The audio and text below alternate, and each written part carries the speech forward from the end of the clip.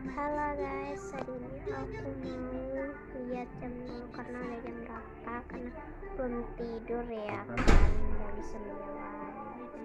jam 9 jadi aku langsung ke kamar.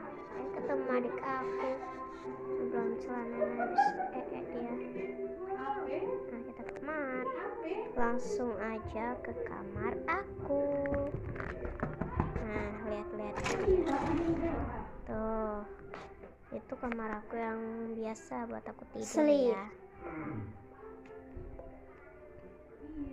Tuh adik aku lagi dipakein, ayah aku lagi pakai celana. Nah habis itu ini aku mau tidur aja deh.